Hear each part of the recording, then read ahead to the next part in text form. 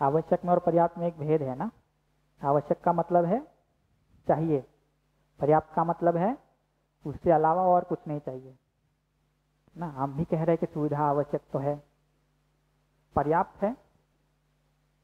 तो कुछ प्रश्न हमने पूछे थे, मैंने कहा था आप और भी बना सकते हैं कि कौन सा एसी लगाने से मन शांत रहता है, कौन सी गाड़ी ला देने से झगड़ा नहीं होता है, किस डिजाइन का सोफा ला दे तो उस पर आके बैठा मेहमान हमारे बारे अच्छी ही बातें बोलता है। तो ये सब तो दिखता है कि सुविधा से तय नहीं होता। कहाँ से तय होता है? संबंध वाले बात। तो हम ये कह रहे हैं कि मानव के लिए सुविधा आवश्यक तो है, बट पर्याप्त भी है या उससे अतिरिक्त भी कुछ चाहिए, ये सोचना पड़ेगा। अच्छा, घर में इन दोनों में से क्या उपलब्ध कराना आसान है? बच्चों को क्या देना आसान है? सुविधा देना आसान है, संस्कार देना आसान है? और इंटरेस्टिंग मुद्दा तो तब बनता है जब घर में दो बच्चे होते हैं और लगभग लगभग दोनों की एज सेम होती है। हम घर में जो भी चीज लाई जाती है दोनों झगड़ते हैं उसके लिए। इसका क्या उपाय है? क्या जनरली क्या उपाय देखते हैं आप? दो ला दो, नहीं, यही उपाय होता है। एक चीज घर में ले आए, दो बच्चे हैं, दोनों झगड़ रहे हैं, क्या उपाय है उसका? क्या उपाय हम करते हैं?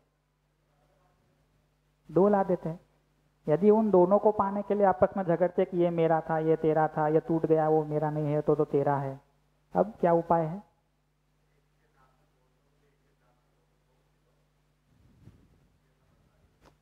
बट इंटरेस्टिंग बात यह है कि हमारे वहां एक परिवार था जिन्होंने एक परमानेंट मार्कर ला रखी थी इसके उपाय के लिए। उस मार्कर का क्या करते होगे आप समझ ही गए। जैसे ही कोई चीज आई, दो पीस आएंगे सेम टू सेम और दोनों के नाम लिख दिए जाएंगे ऊपर। अब दोनों, तुम तुम्हारे से खेलो, तुम तुम्हारे से खेलो। यहां मामला रुक जाता है कि वो उसकी लेके भी कभी पटक देता है।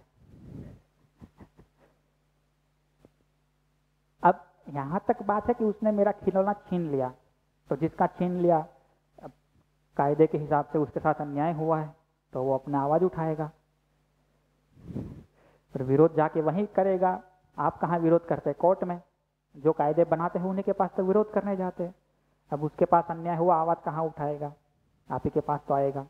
आपके कायदे का भंग हुआ है, हमारे साथ अन्याय हुआ है, वो मेरा खिलौना ले गया। तब तो आप दांत दपट करके दे देते थे, चल ले ले, अब तुम तुम्हारे से खेलो। तोड़ दिया हो तो अब जो आवाज उठा रहा है उसका क्या, कैसे आप सॉल्व करेंगे? जिसने तोड़ा वो उसको डांटेंगे, मारेंगे, उससे वो शांत कैसे हो जाता है?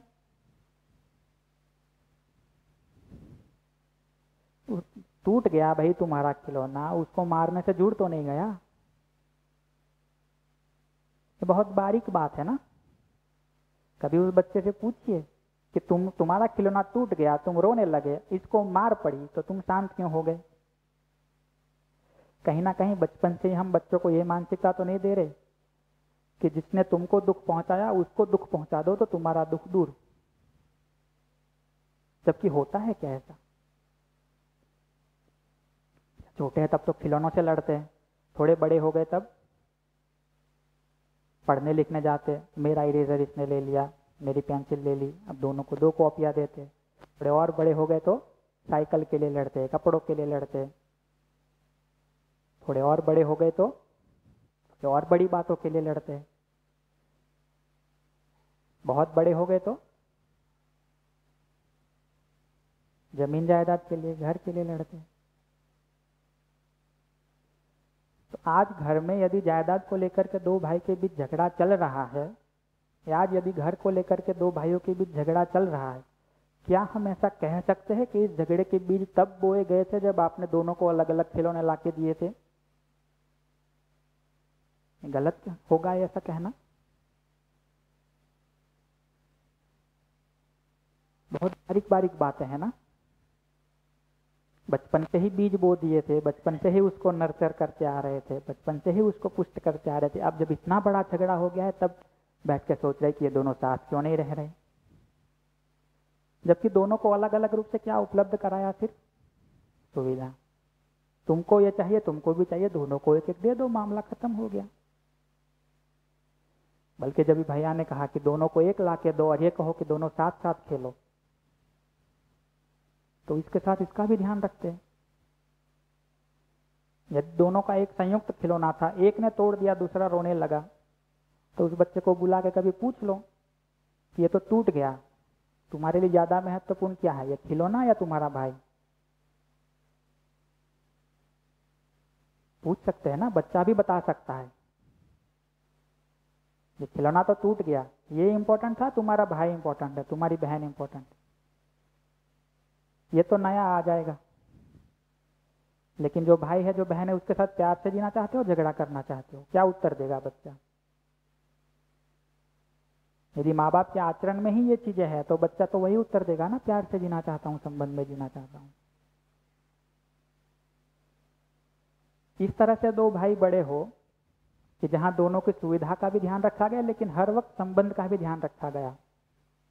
अब दोनों भाई बड़ा होकर झगड़ा करे, इसकी संभावना कितनी है? दोनों की शादियां हो जाए, बहू या के झगड़ा करवाना चाहे तो भी करा ले, उसकी संभावना कितनी है? बहुत कम। बचपन से ही दोनों के बीच सुविधा का बंटवारा करते आए हैं।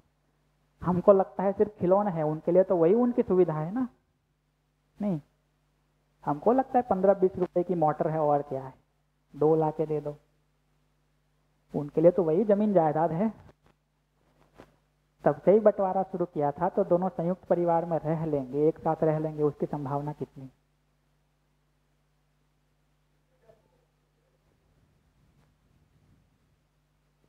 ये भी बैठ गया। और उसके बाद वाला स्टेप भी, यदि इसने मेरा छीन लिया या तोड़ दिया तो उसको पीड़ा मिलनी चाहिए। नहीं, एक ने एक का तोड़ दिया तो उसको मारते हो तो वो शांत हो जाता है, तो क्या कन्वे कर रहे हो आप? तुम्हारा खिलौना टूट गया, वो तो वापस नहीं आएगा, बस जिसने तोड़ा उसको हम तोड़ेंगे तो तुम्हारा दुख दूर होगा। नहीं,